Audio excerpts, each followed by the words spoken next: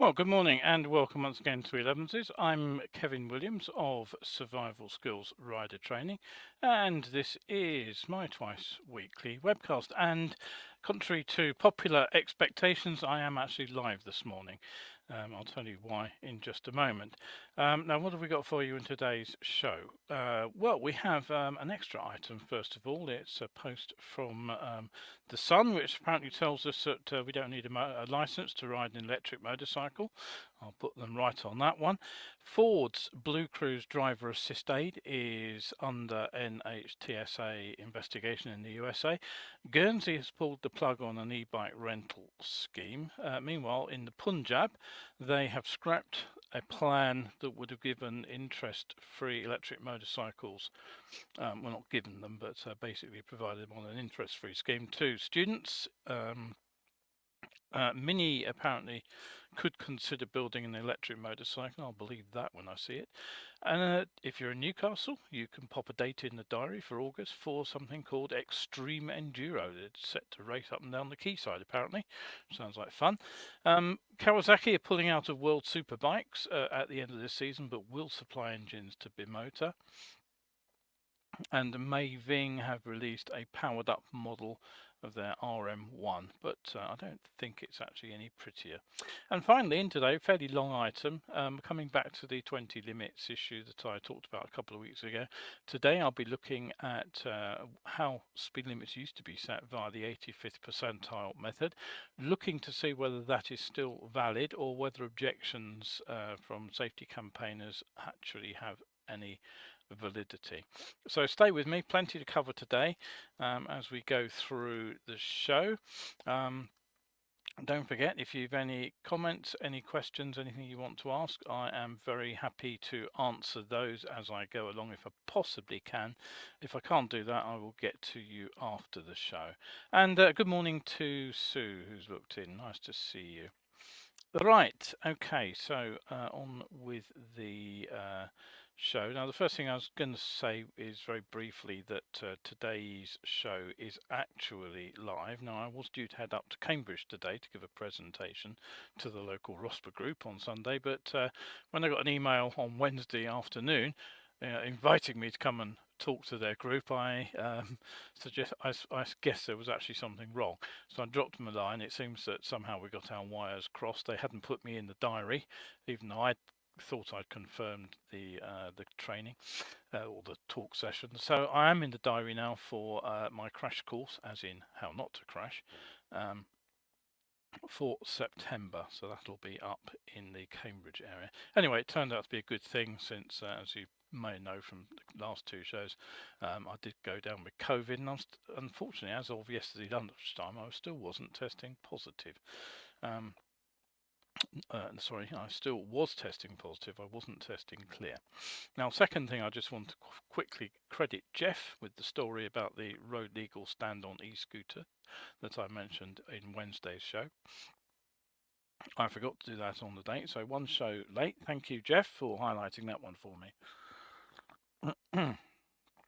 Now, it's bank holiday weekend, so I just want to tell you about the, first of all, the special offer that I have for you. Now, I do have a little bit of a problem, and I don't understand why, with getting my graphics up on screen. Anyway, here's this one for you. The idea here is to give you a heads up to my online coaching. Now, the May special offer is that you could get these courses half price. So as we're in May, it's the last month of spring, good time to prepare for summer riding when the weather finally turns nice. So you can get these 60-minute online coaching sessions for just £20. Now, you may be wondering why you might like to take online coaching. Well, the most obvious reason is this: you might be too far away from survival skills to do an on-road session. I mean, realistically, I can get anywhere within about 100 miles without too much problem. And I do run courses from time to time further afield, but But you know, if you're in New Zealand or Australia or the US or Canada or somewhere, you're obviously too far away. And I'll be honest, I'm unlikely to get to Scotland either. So do think about an online coaching session. Tell me what you want to cover, and I'll set up a 60-minute meet. Now, the second reason, it's been a pretty awful spring so far. The weather forecast I'm coming on to in a moment. It is warming up, but it's not drying up particularly. But the good news is it doesn't rain online, and of course you can stay warm in the comfort of your own home. And the third big plus for an online coaching session is you can take them whenever it suits you, not when it suits me. Wednesdays, Thursdays, Fridays, Saturdays, Sundays, Mondays, Tuesdays, any day of the week you like, weekends, daytimes, evenings, you pick. I'm happy to come along and give you a presentation. Now, does it work? Well, here's what Patricia had to say a couple of years ago. I can safely say I was in a much more receptive state of mind to take up information and comments than after the actual ride.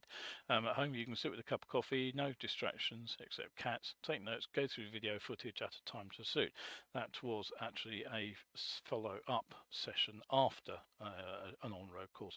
But Julie took one just online, and she said, excellent training. I booked an online course as a gift to help gain confidence with a new bike following a crash. Although it was a new way of doing things and evidently more tricky in some places to describe what you would otherwise be experiencing on an on-road practical course, the online teaching was first class and completely relatable. That's the important thing, really, isn't it? It has to relate to what we do on the road.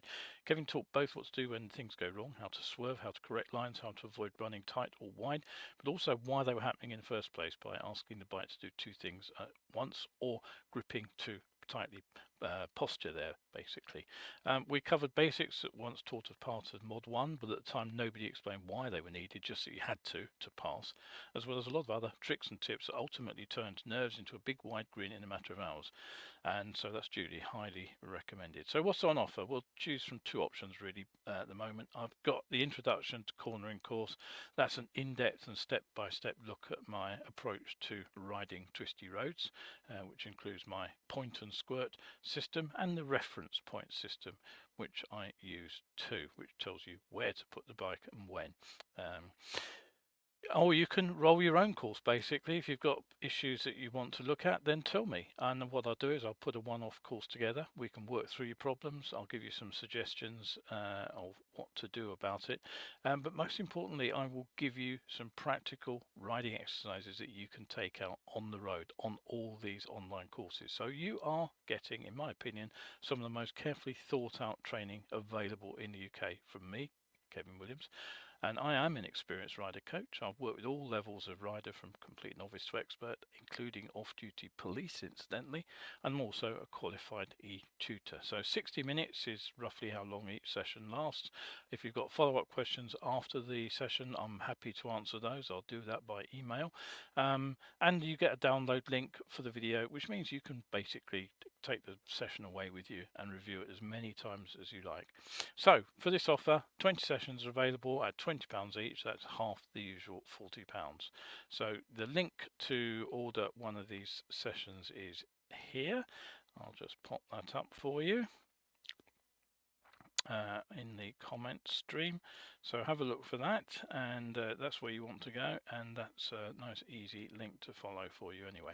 Right, on with the weather. Now, as I said, I have been experiencing some issues with my photo stream this morning, so I have no idea why it's all over the shop. It seems to be a problem with the program that I'm using to actually display the photo, so I've got no photo weather banner for you this morning.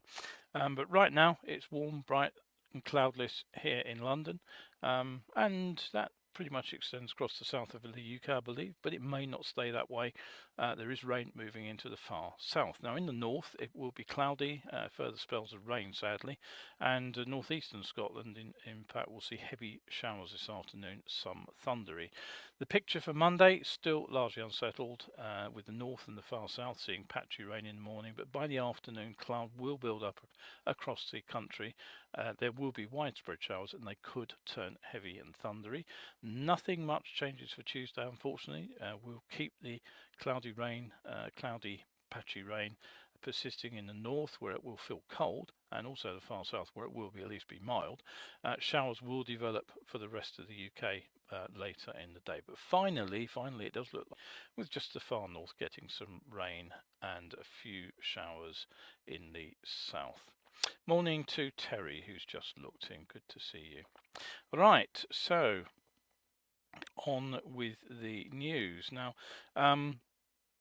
Before I get on with the stories that I actually listed in the headline, I found something which I was fairly astonished. Now, he apparently took out a Zero for a test ride, and he was able to report in his article, which I spotted first thing this morning, that one of the main attractions of the Zero FXE is that it doesn't actually require a motorbike license to ride. Now, that is a direct quote. The quote is, one of the main attractions of the FXE is that it doesn't actually require a motorbike license to ride. Now, his column continued to say that the only restrictions are on the power of the bike and the ability to carry a passenger and to use motorways. Well, I have to say this was all news to me. Let me just try and get the picture up. As I said, I'm having a little bit of problems this morning with the presentation. Why is that going there? Let me get that up.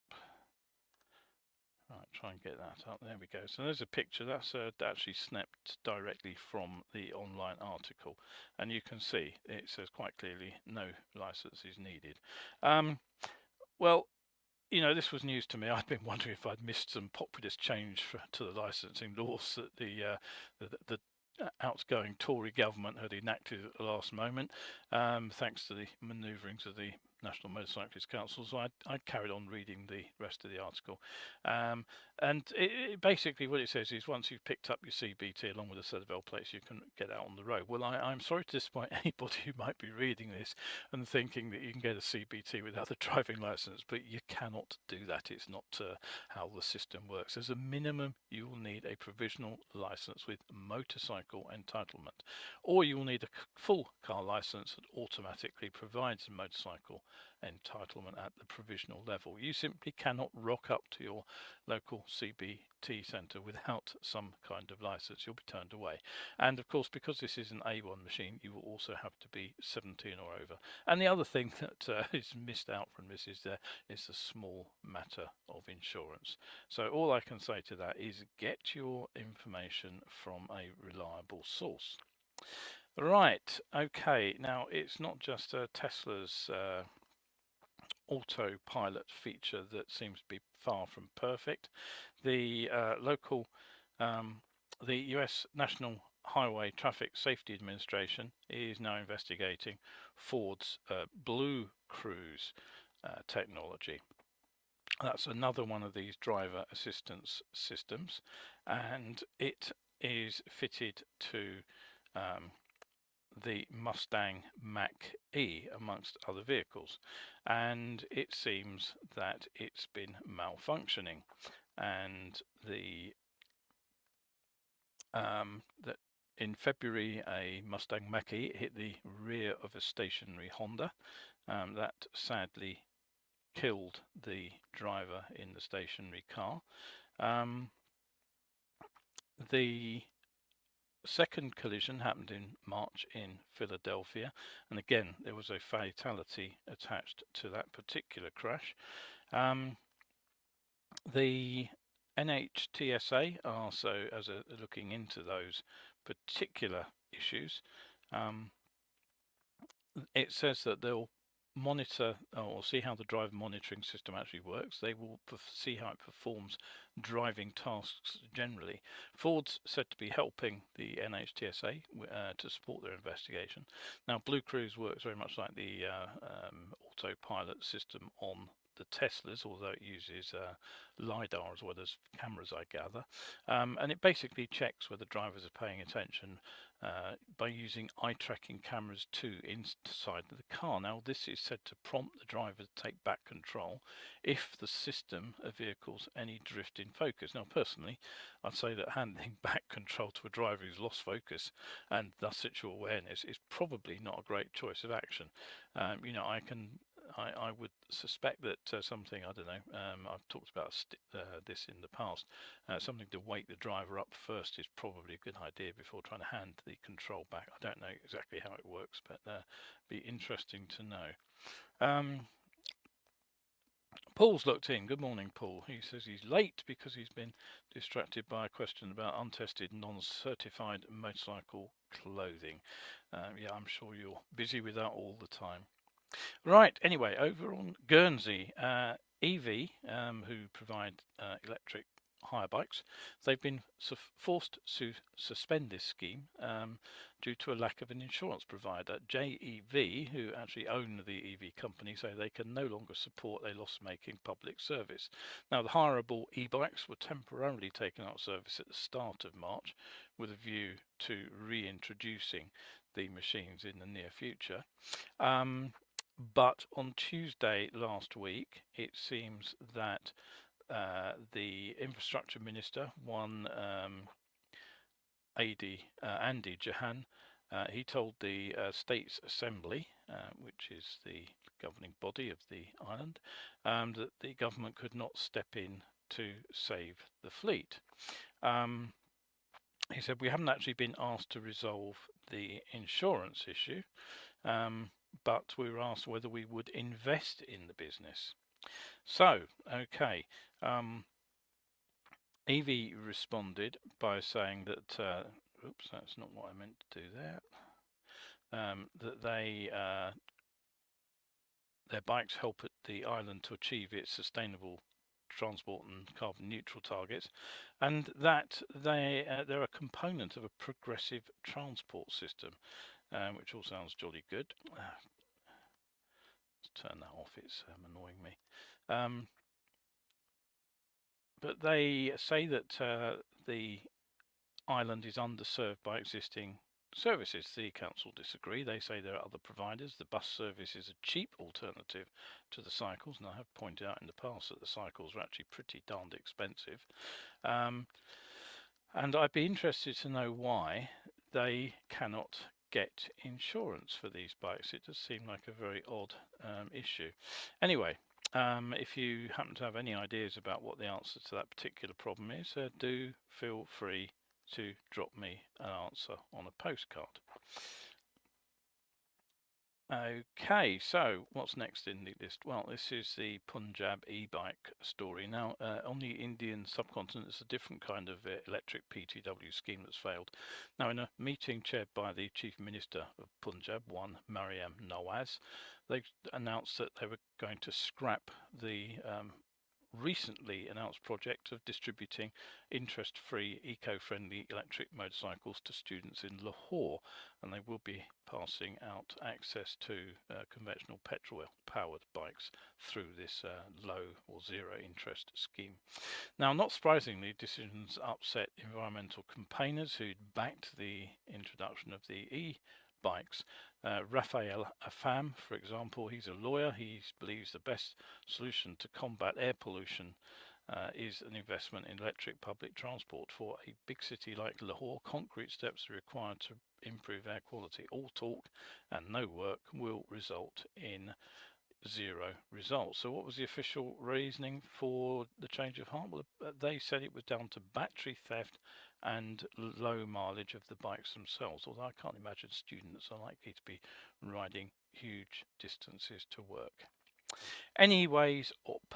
That's the that particular story. Now, don't forget, if you are watching the show, please subscribe, please like, please engage with the channel. It all helps me keep the channel busy. It all helps other people find the channel, and I'm getting very close to 500 subscriptions for my YouTube channel. I know it's peanuts by some standards, but they help other people to come along and discover Elevenses, tell them all about the show and what it's all about. Right, now firmly in the I'll believe that when I see it corner is a report that Mini could be considering producing an electric vehicle if there was enough demand from customers. The CEO, who is Stephanie Wurst, she was reported as saying that she would consider the move if there was demand from customers after she posted a picture of herself taking a test ride on a BMW CE02. And she said, "You can tell by the smile on my face how much I loved it." As I'm sure you know, Mini has been owned by the BMW Group for 20 odd years, so it doesn't take much of a guess to figure out where an electric motorcycle might come from. Oliver Heimler, he's the head of design, he said that some informal specs had already been drawn up in order to understand how it would work. Now, I'm frankly not holding my breath on that one. A date for the diary, though I've no idea exactly what you'd be looking to see, is up in Newcastle on Saturday, August the 3rd. You'll be able to go and watch the first ever Red Bull Tyne ride. Now, your guess is as good as mine as to what you'll get, but it's billed as an urban head-to-head extreme enduro race taking place from midday on Newcastle's quayside. It's said to be a brand new event that takes inspiration from motocross, enduro, mountain biking, BMX, and the wider world of action sports. Anyway, that's what the Super Enduro World Champion Billy Bolt says, and who is behind the scheme. He says the course is insane. It's hugely creative in track design with features inspired by different action sports. It's really going to challenge the competitors. Usually our races are inaccessible, so to be in the city centre is going to be amazing. Now, he says that some of the world's best riders are going to be competing with 14 professionals and 8 wildcard contenders going through 3 rounds of action before a final head-to-head decider to establish the winner. It's said to be totally free, so just a case of showing up in Newcastle on August the 3rd and watching the racing. Right, okay, more racing news. This involves Kawasaki. They are the most successful manufacturer in recent years in world superbikes, as you probably know. But unfortunately, they're about to pull the plug on their official race team. Now, Kawasaki have dominated the championship pretty much in the last decade. They actually won 7 world titles between 2013 and 2020. But the team say all good things must come to an end, and they've announced that this will be the last year for the official team, who are currently running Alex Lowe's and Axel Bassini. Now, in 2025, Kawasaki will supply their engine as well as what they describe as the official, the existing factory team, but it will go to Italian manufacturer Bimota to race under the rather unwieldy Bimota by Kawasaki racing team name. Now, Bimota, they are a company which was founded back in the 70s with the goal of putting the high-powered Japanese and even Ducati engines into frames that were superior to the original. Not difficult with some of those Japanese bikes. They were early supporters of World Superbikes, and they clocked up 11 wins, including the first ever race at Donington Park in 1988. David Tardozzi, if I remember correctly, thinking back a long way. I was actually there at trackside. That was the Yamaha powered YB4EI. So, Bimota have largely slipped out of the public eye, I'd say. Never quite gone away, but they have become tightly linked now with Kawasaki, who actually took a 49% stake in the company in 2019. And their current range is powered by Kawasaki engines. However, I would say that's probably some distance from building a competitive race machine. Superbike rules involve having to manufacture and run a production bikes. I'm not quite sure how many there have to be these days, which have to be put on sale to the customers. Now that will be interesting to see if that proves a sticking point. You may remember the much heralded Foggy Patronus machine, which appeared in World Superbike some years back. The customer bikes that they built were said to be gathering dust in a warehouse, because I've only ever seen one being used on the road, and that was through YouTube, so hardly representative of the real thing. Right, now I mentioned Maeving, and if I can find a photograph of it, I'll show you their new machine. Oh yes, there it is. That's actually in the right place where it should have been. Now, I talked about the retro style machine, the RM1 e-bike, back in 2021, when the first production model from this new British startup, hand-built in Coventry, actually became available. Now, the original machine had a 45 mile per hour top speed, and there were twin batteries. It came with a single battery, which gave it a range of around 40 miles an hour tops, and it set you back a fairly hefty 4,995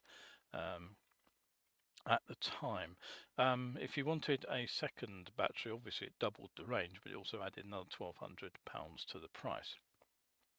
Now this is the RM1S, and it's an evolution of that original machine. It comes with increased performance, better battery capacity. Now it remains learner legal, but the uprated motor can produce 7 kilowatts of continuous power, and 10.4 kilowatt is available for short periods to give you a bit of extra zip when you need it. So something I commented on at the time was that a machine capable of just 45 miles per hour might be fine for city centres, but it won't be fun really to ride on any of the faster roads that lead in and out of the average city. So it really quite a restricted riding zone for it. The 20 and 30 inner city town zones. But anyway, with the unrated machine now being capable of 70, I still wouldn't want to do a long motorway journey on it, but you know, it can tackle them along with national limit A roads and dual carriageways. The second bit of good news is the batteries have had a redesign too, so improved cells now allow 35% more battery capacity, but within the original battery shell. That means the bike's not had a major redesign, although the batteries have been moved apparently below the tank, and the tank now becomes an empty storage box. Now the other thing that the bike gets is an onboard charger, but it still weighs just 133 kilograms, which is really pretty light for this style of machine. It's around about 300 pounds if my calculations are correct. A 20 to 80% charge from a 3-pin socket said to take around 2.5 hours, and with those new batteries, even though the bike goes faster, the range is still said to be about 80 miles on the 2 batteries. Now, as I said at the time, I don't get the styling, frankly. Those sort of big wheels, bulbous tyres. I really don't like the bobber seat look, and the original one that I saw came with a brown seat, which I think is an abomination, only exceeded by brown grips, which it had. At least with this one you can opt for black motorcycle. Right, okay, so where to now? We're going to have a look at the in-depth item for the day. So this is coming back to the 20 limit issue that I mentioned some 2 weeks ago. I said I'd come back to it, and that's what I'm about to do, to give you a little bit more insight into how we set speed limits. Now,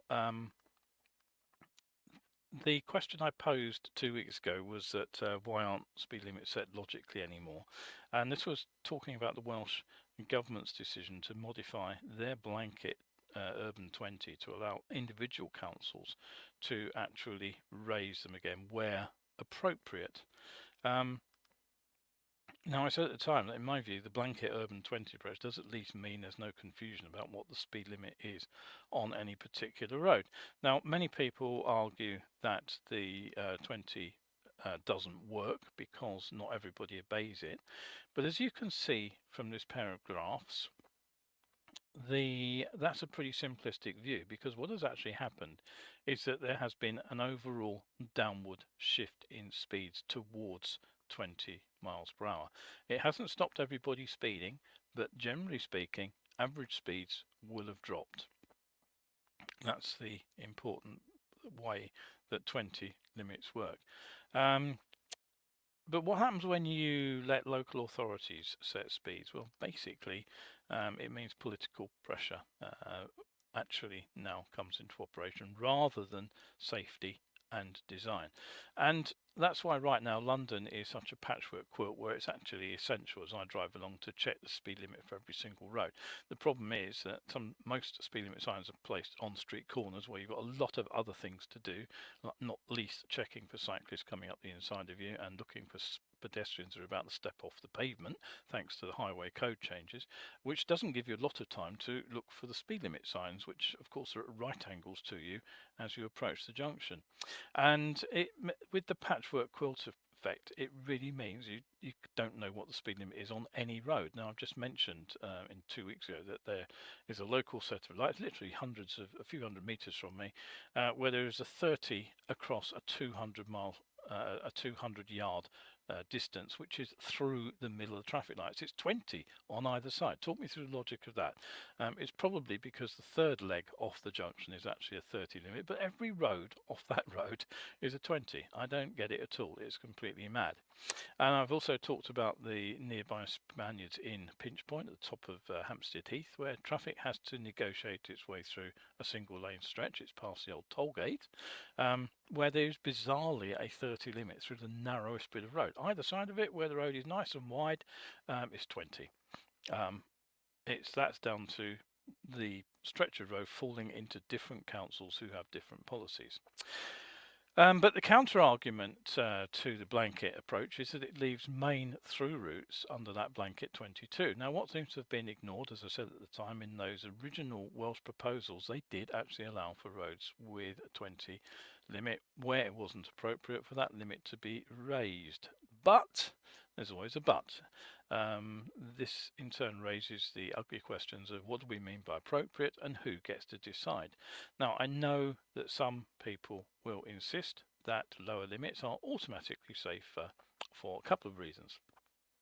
The 20s plenty crowd will point to the reduced collision severity that typically results from lower speed crashes, and that is particularly important when there are vulnerable road users around, pedestrians, cyclists, and though we tend to forget this, it's us too on motorcycles.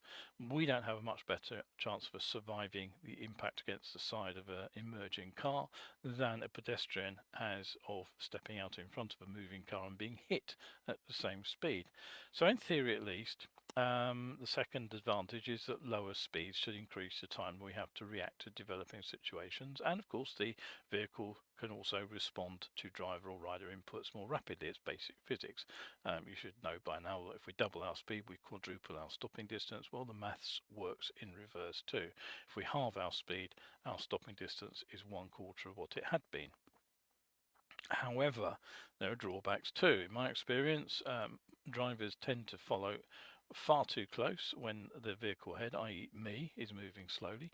And it also seems to me that the lower speeds also give vulnerable road users the impression that the road is safer. So they do more unpredictable things. Drivers, riders, cyclists, pedestrians alike all do strange things like unpredictable U-turns, weird overtakes, and pedestrians will step out in front of you expecting you to stop. So how did we used to set speed limits? Well, one method that was widely used was something known as the 85th percentile method. Now, I've read that this dates back to the USA in the early 1940s. I don't know if that's correct, but anyway, it's basically the speed at which or below 85% of motorists would travel under free flow conditions in good weather when their speed choice is not constrained by vehicles in front of them. So basically, it looks at how drivers behave and then tries to put a speed limit towards the top end of that range. There will be some way over it and there'll be some below it, but it'll be where the majority of drivers drive. Now, what are the assumptions that this is based on? Well, the first is quite obviously that it's based on the ability that drivers will actually have to make good judgment about safe driving speed when they are driving in these ideal conditions. The second assumption is that with the majority of drivers driving towards the same speed and not out at sort of weird extremes, then conflict between the vehicles is reduced because there's little variance in speed, and that in turn, the theory goes, leads to fewer crashes. Now, the third assumption is related to enforcement, and this is that by setting speeds somewhere around the speed that drivers already ride, you're going to use less resources to police it. If you put the speed limit artificially low, most people will exceed the speed limit, the theory goes, and then you'll spend a lot of time policing that. Now, anti-speed campaigners claim that the 85th percentile method simply doesn't work. whilst doing some research for this bit, I found one paper entitled Speed Limit Mythbuster number 5, and what they argued was that using this 85th percentile approach, they argued that drivers don't actually judge risks well, and they also argued that all crashes at any speed have consequences, and they also said that modern technology such as average speed cameras, those are the ones that obviously jump to mind, they allow the enforcement of lower speed limits easily, and it's this kind of enforcement which smooths out the traffic flow. But of course there are counter arguments to the counter arguments. Another interesting analysis shows that just a few drivers exceeding the speed limit can actually produce the impression of a speeding problem when there actually isn't one.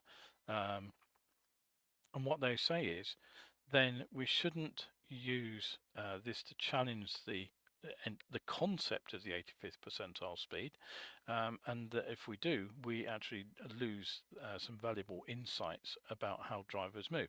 But what we should instead do is acknowledge that the 85th percentile speed setting method has limitations. What this particular writer said, a traffic engineer, he said basically the 85th percentile speed setting method is effective in determining speed limits on roads which are meant for high speed travel between destinations. But he says it then goes on to be misapplied because people use it to try to put speed limits on urban, what he calls community development roads. And what he says is quite reasonable really, that community roads are more complex, but if a forgiving design approach is used, in other words, if those roads are made easy to drive, then drivers may not perceive that the appropriate speed limit is as low as it should be. They will exceed the speed limit because they feel safe. But he says that's not a problem with the 85th percentile schema specifically, it's just that it's being applied in the wrong place. So what he says is, if we take the position that speeding down the village street or around the local housing estate is a real problem, then what do we do to slow drivers down on those roads? And what he talks about is something he calls the strong roads approach, strong towns approach. Here we go. So there's you go with a diagram there.